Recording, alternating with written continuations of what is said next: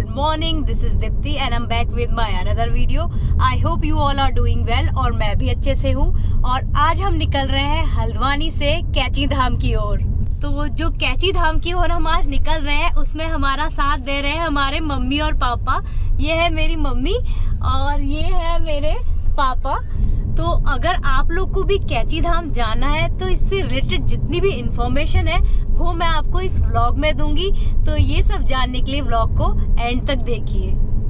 तो अगर आप कहीं बाहर से आ रहे हैं तो आप पहले फ्लाइट लेके आएंगे पंतनगर एयरपोर्ट तक और पंतनगर एयरपोर्ट से जो डिस्टेंस है कैची धाम की वो है 79 किलोमीटर्स। बट आपको कैब वगैरह अवेलेबल हो जाएगी एयरपोर्ट पे ही।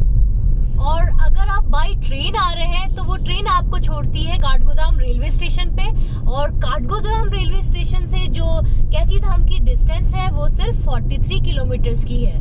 तो अगर आप आ रहे हैं नैनीताल से कैची धाम की ओर तो नैनीताल से कैची धाम तक की जो डिस्टेंस है वो सिर्फ 17 किलोमीटर्स की है। और अगर आप भवाली से आ रहे हैं तो वहां से तो बहुत नजदीक पड़ता है कैची धाम, वो सिर्फ है 9 किलोमीटर्स की डिस्टेंस।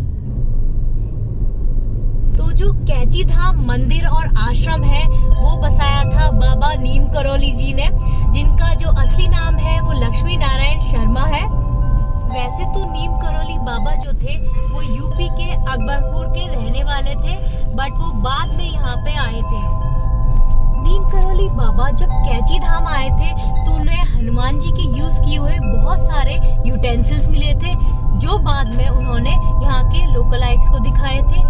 और उन्हीं लोकलाइट्स की मदद से नीम करोली बाबा ने यहाँ पे कैची धाम की स्थापना की थी और एक आश्रम बनाया था। जो कैची धाम है उसका नाम कैची इसलिए पड़ा क्योंकि वहाँ के जो पहाड़ है वो एक दूसरे को कैची की तरह काटते हुए दिखते हैं। आप दूर से जब देखेंगे तो आपको ऐसा ही फील होगा कि वो एक दूसरे को कैची की तरह काटते हैं, इसलिए वहाँ का नाम कैची पड़ा और आश्रम के नाम पे वहाँ का नाम धाम पड़ा।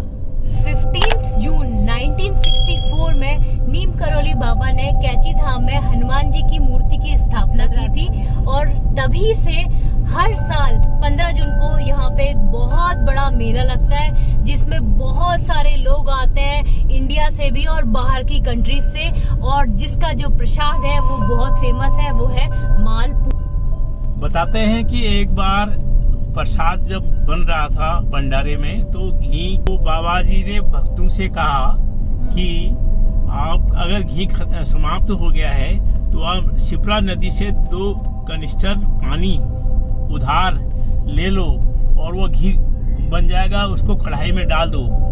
और जब आपकी घी की गाड़ी रास्ते में कहीं जाम में फंसी है, जैसी वो गाड़ी आप पहुंच जाएगी तो आप 2 कनिस्टर जो पैंच आपने लिया है वो पानी वो नदी में डाल देना, वो पानी का रूप ले लेगा। और पापा जो कैची धाम में आप कह रहे थे शिप्रा नदी बहती है वो उल्टी बहती है ना, तो उल्टी उत्तर वाहिनी मतलब उल्टी बहती है ना? उल्टी बहती है। ये आपको लेफ्ट साइड में एक रास्ता जाता हुआ दिख रहा होगा।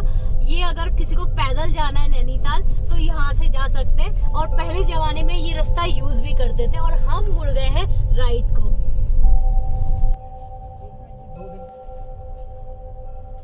तो अब हम पहुंच चुके हैं कैची धाम और बस थोड़ी देर में हम आपको दर्शन करवाएंगे कैची धाम के।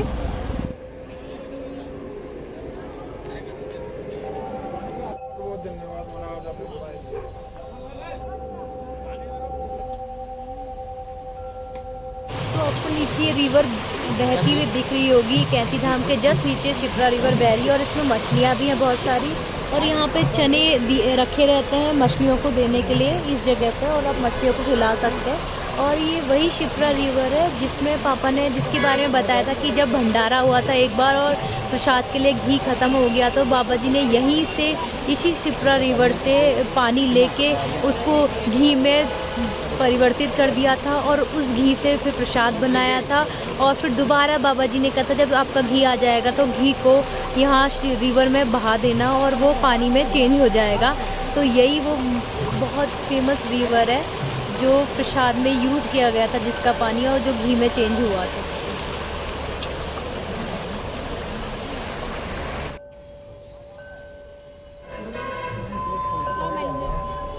मंदिर से रिलेटेड बहुत सारी स्टोरीज हैं जो मैं आपको सुनाते रहूँगी। यहाँ पे बाहर से बहुत सारे फेमस सेलिब्रिटीज़ आए थे, मार्क जकरबर्ग, स्टीव जॉब वगैरह।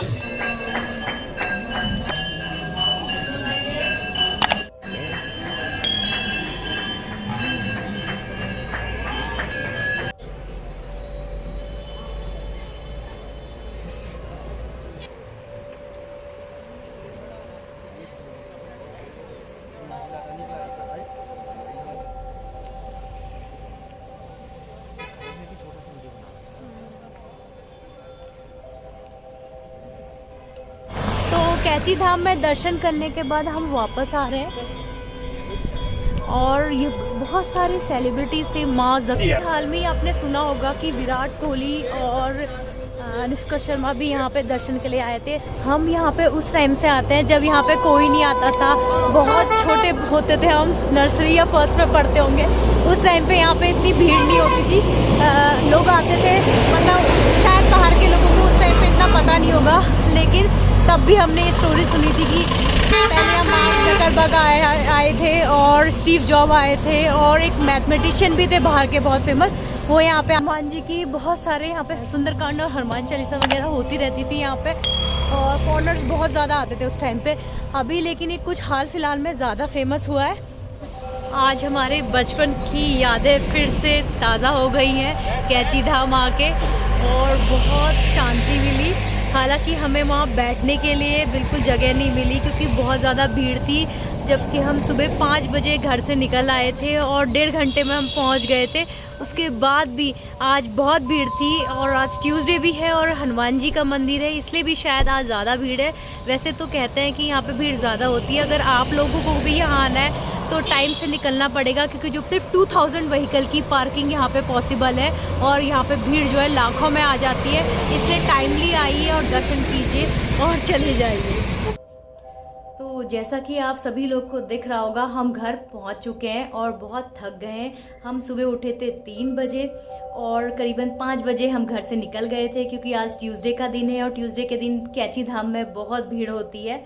और करीबन 7 बजे हमने बाबा जी, नीम करौली बाबा जी की जो मूर्ति थी उसके दर्शन किए, और लकीली वहाँ पे उस टाइम पे आरती हो रही थी, तो हमने आरती की और फिर बाहर आए। और बाहर बहुत सारी शॉप्स हैं जिसमें बाबा जी के कंबल बिक रहे थे, तो हमने सोचा क्यों ना हम भी एक कंबल परचेस कर लें और बाबा के आशीर्वाद के रूप में अपने पास रखेंगे। तो देखिए हमने ये कंबल परचेस किया है, ये कैची धाम से। ये देखिए, आपने नीम करौली बाबा जी की बहुत सारी फ़ोटोज़ में ये कंबल उन्हें ओढ़े हुए देखा होगा, तो हमने भी बाबा जी के आशीर्वाद के रूप में ये कंबल ले लिया और इसको अपने पास रखेंगे हमेशा के लिए। इस कंबल को बाबा जी का आशीर्वाद समझेंगे।